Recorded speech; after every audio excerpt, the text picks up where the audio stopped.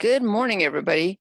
Welcome to Wake Up with Toastmasters. My name is Jean Williams. I'm your district director for District 115, which is Southern Nevada and a little piece of Utah. And my co-host is gone, but that's okay. And we're expecting a guest today. And the guest it looks like had technical trouble getting in. But usually I go to mark your calendar Monday. So I'll do that today. And I have some fun announcements. We have some open houses that are coming up. And one of them is, let me find my list of fun emails. Okay, so first of all, October 20th is a busy day for open houses. From 11:30 until 12:30 at Henderson Toasters, they're having an open house. And then that afternoon is Cedar City Toastmasters. So they are having an open house. So if you have to somehow be really quick in your car, you can go to both, but they are both on the same day. Now, October 22nd, which I'm really excited about, that's in about a week and a half, we are having our Hall of Fame. And this is going to be a lot of fun. We used to have a fall event. We had fall contests for a very long time. And then we went to not having fall contests, but we then didn't have an event. And with COVID, we ended up having it in a parking lot to make sure we had plenty of space and plenty of air.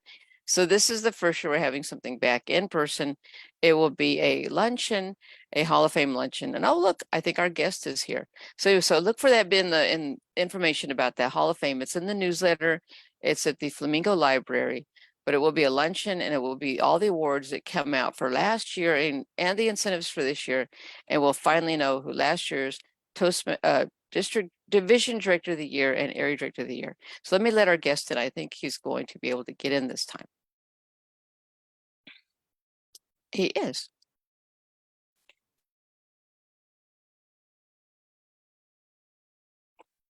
Hi, Phil. We're already live.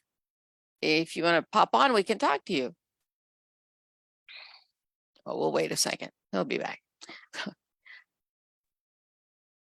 Hi, Phil. How are you? You're fine. How are you doing? I'm fine. All the way from St. Louis.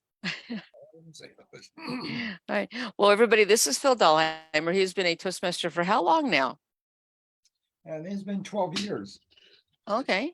And I've known you for a long time. He was our photographer when I competed in contests. So that was fun. Yep. So how was the beautiful world of St. Louis this morning? I'm already losing my voice. It's the stress of being live in front of all of our fun viewers. It's nice. It's a nice day here in St. Louis right now. So beautiful. Wish it was like this all year round. Right. Well, Phil, you are in Lion's Roar, but before we get to that, every guest gets asked, tell us about your first Toastmaster experience. That was with Pyramid Power Talkers. I think that was back in 2009. And I didn't know what it was all about. But when I got there and they had table topics and I knew people had to listen to me, then I was in. I joined. Oh, and it did Pyramid. I know, I remember Pyramid Power Talkers. Yeah, we met at the Luxor, had a nice room. Then they converted it and we had to move around. And then the club kind of just dissolved. Oh, but now you're in Lion's Roar. So tell us what's going on in Lion's Roar. So we are having our 27th year anniversary of continuous meetings. Our founding member, Damon Sotopasqua, is speaking at this meeting, which is on Wednesday. I posted a Zoom link on our Facebook and Twitter and try and get it on the D115 meetup group, but I haven't been able to find out how to do that just yet. We'll see if we can get you some help today for that. I happen to know the person who does that. But the website is 4905.toastmastersclubs.org. And there are directions there to the meeting and the time and the link. Okay. Is it going to be an in-person meeting or a Zoom meeting? We're doing both. It's a hybrid. Okay. So if you can make it locally, great. But we have a member in Virginia. We have a member in Alabama. Of course, I'm here in St. Louis. So yeah, it's a great meeting. Okay. So what makes Lions Roar fun and unique? I think it's Damus Delta Pasqua. But all the members contribute quite a bit. It's a fun club. We have great participation, and hearing from other people, the diversity of cultures is great. We have a member from East India who has some great humorous stories, about his life there, coming to America. So it's fun. It's a lot of fun. I say that COVID shoved us through a door we weren't ready to walk through, but here we are. And if you look at all the different ways that we found to meet and to interact with people, it's incredible. Like, you would not be able to be here if we had not gone through that and gone through Zoom and found hybrid meetings and all of that. So it enabled a lot of people to get back to clubs they wanted to get back to because they had moved out of the area, or get into clubs they wanted to get into, especially people from other countries that want to come in here, be in an American club, or us that want to learn other practices and other cultures and other languages that get to go to other countries. Right.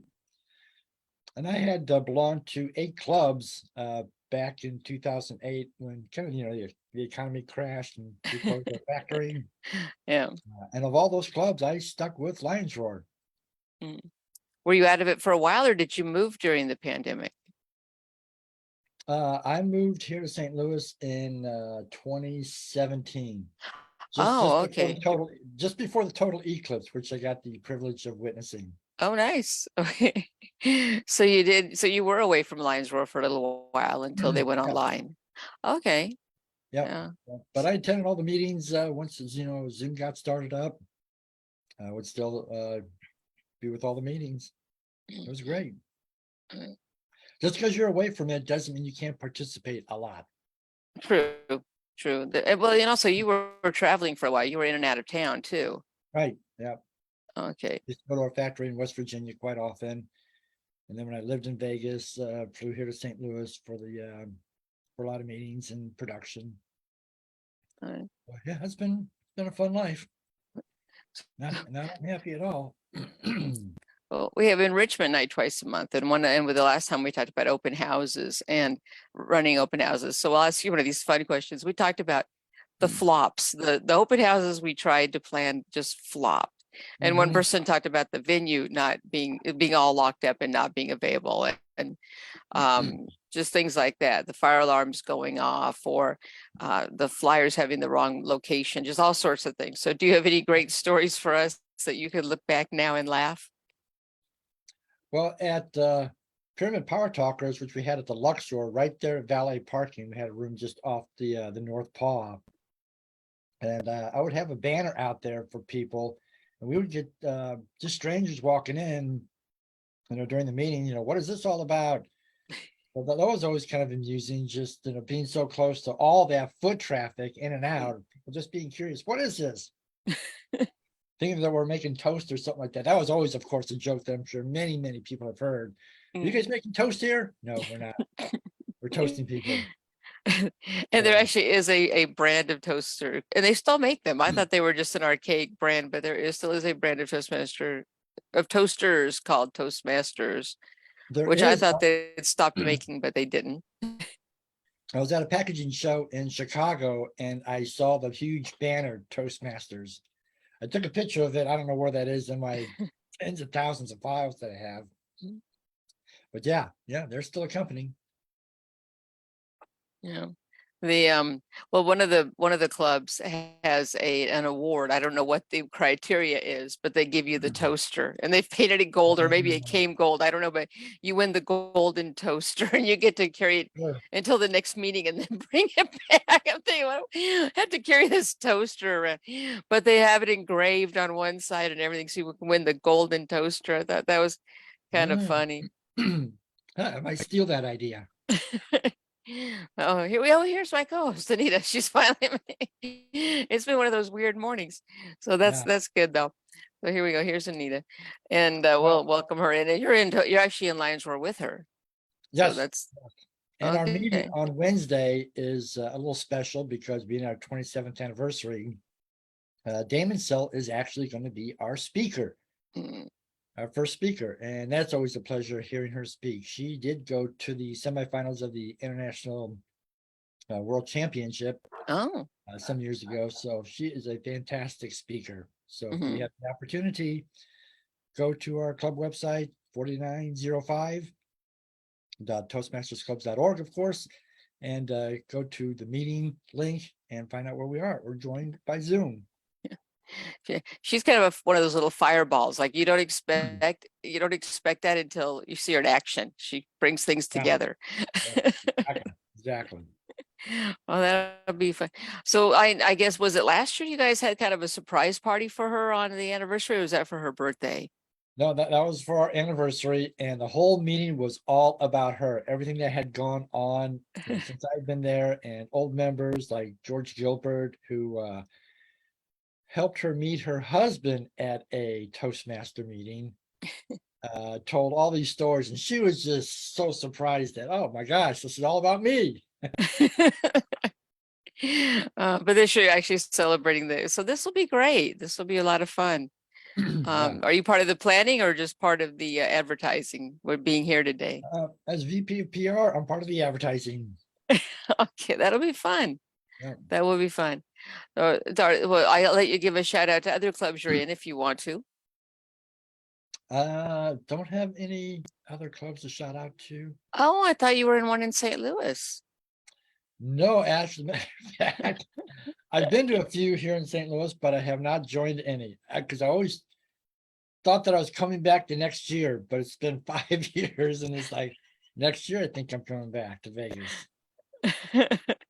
Uh, well, I have a question for you though. So you were actually the district photographer, I think, and Yes. back in 2013 when I competed, and you were the one that filmed me, and it's still online, which is really cool. So if you guys want to see the best tall tale ever, no, a good tall tale, type Gene Williams Toastmasters, it'll come up.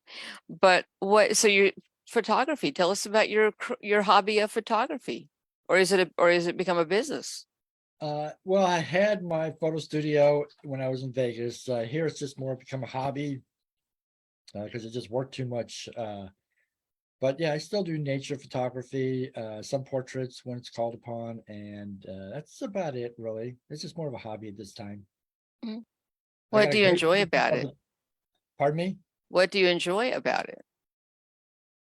the creativity of just seeing something that's unique that you want to share with others.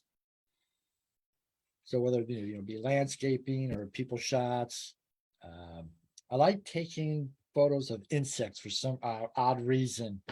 Uh, just there was a big, huge spider that was building a web that was over 6 feet in diameter.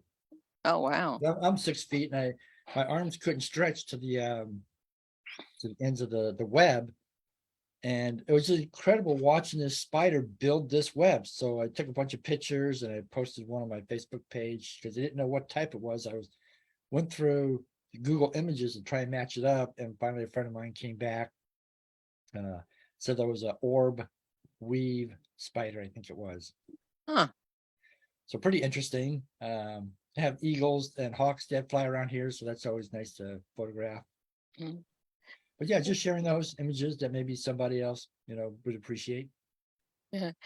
It's you don't realize I did not realize how much of a true art it is until I try to take pictures. So you see these beautiful pictures in magazines of like an eagle in flight or just the right glistening off the spider web where you can see every bit of it. And I think, wow, I could do that. I get my camera. I end up with blurriness, or you can't even tell there's a web there, or the birds Mhm. already passed. There truly is just this patience and art Definitely. about it. Yeah. Yeah. It's a fun hobby. It's a How long good have you been in? How long lifetime have you been hobby. doing it? I'm sorry, go ahead. Since I was about 13. Oh, okay. Yeah. My Okay. older brother came back from Japan on a trip, brought me my first Nikon camera way back in the film days. And yeah, I just started taking pictures a whole bunch. Joined the college newspaper as a photographer. Got awarded a photojournalism award. Nice. That was fun. And just kept on there. And then with Toastmasters, I think I have well over 15,000 Toastmaster pictures of contests and meetings and things, and all the videos posted on my YouTube channel, Phil's Photos for You. Mhm. And yeah, you can see your video and a lot of other ones that won a district for humor or evaluation. As a matter of fact, one of the members that was in my Pyramid Power Talkers Club uh, has the most views of any video on my YouTube channel. I think he's got Mm. 25,000 views Wow. of an evaluation at a contest. Leo Gura. Oh, okay. Yeah, don't know what he's up to now, but yeah, he got a lot of videos, a lot of likes. Wow. Well, I'll ask one more photography question. So what kind of photography will you just not do? Weddings, Weddings. babies, or what? Weddings. Weddings. Don't do weddings. The bride is always a hassle. I think I did one, and then I did a 50th anniversary, which wasn't too bad. But yeah, weddings were, and even helped in one wedding. But yeah, that's not my forte. Other people do well at that. That's not me. Yeah. Well, because you never hear that bride saying, "Oh, that," wherever you feel like, you just never hear that. Well, as a matter of fact, when Jesse Oakley and Dana got married, they did hire a photographer, and I was kind of the backup. Mm. And Dana had said, "Wow, his photos are better than our photographer in a lot of cases." So I just gave them all to him. I didn't, if I just charges pro bono. But yeah, that was kind of a fun wedding. Mhm. When you don't have the pressure on you, you can take some really good pictures. Yeah. I would think babies would be tough to take pictures of. Haven't done too many babies, did a lot of pets. But mainly I like party pictures, candid Mm. parties. Yeah. Enjoying the festivities and just catch people, Well, welcome, Anita. We're talking about Lions Roar and the fun things that are coming up at the anniversary party / open house. So tell us what part are you playing in this open house, since you were the one that planned the surprise event last time? Oh, Okay, there I go. Yeah, I am not in the participatory part of this right now, or planning part of it. I'm going to try to get to it. I have a little bit of a conflict, but I'll do the best I can to get there. The surprise party on 25 was the fun party. That's the one I really got my hands into and got everyone around me. Phil was one of my cohorts. And several people. The surprise dame herself, she didn't want to do anything because it was COVID. She said, "Oh, we'll do it after COVID." No, oh. we're doing it now. Okay, so that's the reason 26 instead of 25. Okay, that makes sense now. No, 25. We did it on 25. But this is 26, but this is the big celebration. This is 27. Oh, 27. Oh, okay. I'm sorry. Okay. Oh, then 25 would have been right at the beginning of it. Yeah. Well, it's 2 years ago. And it was a lot of fun because she made herself, as Toastmasters know, she made herself the Toastmaster of the day because she wanted to control the meeting. Well, kind of waylaid drummer. And I told everyone exactly when she would realize that she was being waylaid, and that was at right after the educational moment. Mhm. Because then all of a sudden she just didn't know what was going on. It was amazing because it's very difficult to catch this lady unaware. Yeah, she does know what's going on. Yeah. Well, she's Yep. one of those quiet members that's just kind of in one club, and you see her at events, but she's not like out there all the time in every club. And then when you do see her, she's just very, very classy, very beautiful lady, and makes you feel welcome right away, like you've known her forever. So she really is a fun person. So I'm glad I could see the club lasting so long with her being one of the charter member, the last charter member that's still around. And Yes. so yeah, I think that's great. So shout out to you, Damon Sale. How you can have 27 years in a club and only be 29, I don't know. But somehow you've done it. Good for you. Yes. That's the club that does let 2-year-olds in. No, no, no, not really. But yeah, that'll be a fun event. It That will will, be a fun event. and everyone is looking forward to it. It's going to be a lot of fun. Mhm. Yeah. Well, that's a fun club anyway. It's got a good personality to it. I went to one where they were doing like a question of the day, and you wouldn't think a question of the day would get people kind of jazzed up, but people were really getting jazzed up in this question. I don't even know what the question was. It wasn't really that different of a question, but I think just the personality of the club just is there. It's an energy level that's really fun. Yeah. Yeah. Okay, so let's see. Well, Anita, do you have any questions for Phil? Well, not really. I'm not in planning, neither is he, because he's in St. Louis right now. Right. And I don't have any specific films. You've got me on photos. You got my mind going on photos. Phil and film sort of are getting me mixed up now. Film and photos. Okay. Phil, Well- how did you take pictures of the hybrid meeting? That's a good question. Yeah, just gonna have to do a lot of Zoom shots. That's about it. Somebody will have to take a broad whole meeting shot. Yeah, you're gonna have to make sure they get under the video, under the camera, around the flag and that sort of thing. I mean, that flag, the banner. Yeah. Yeah, it's gonna be interesting because it is hybrid. Lions Roar is hybrid, so you can go to a meeting. You can Right. shake someone's hand. You can actually look someone eye to eye. It's a hybrid meeting for sure. Yeah. So I do have the flyer posted, as I was telling Jean, on our Facebook page, which is Lions Roar TM, and on our Twitter page, which I believe is also Lions Roar TM. Mhm. And then Kathleen Kingston posted it as well on the D115 Toastmaster Facebook page. So we have it out there. Hopefully we will have a great attendance in the meeting. I hope so. Yeah, you asked the question, taking pictures when people are on this Zoom screen. And I don't know what it is. Every single time I ended up with them getting this picture of me. Because I'm in the middle of talking and they take the whole, oh, this would be a great picture. And I'm the speaker. So everybody's in there, smiling or looking interested. And then I happen to be the one speaking. And here's the picture they put on Facebook, is everybody in their nice little block. And here's me. No, that's a lot of those snippet shots. those are tough. Well, I any kind of candid shot, because the people move when they're not supposed to move. So let's see. I'm trying to think of a question to ask you. I've already asked him about his first Toastmaster experience. Have you ever competed in a contest, Phil? Oh, competed a couple. I won first place in the district evaluation contest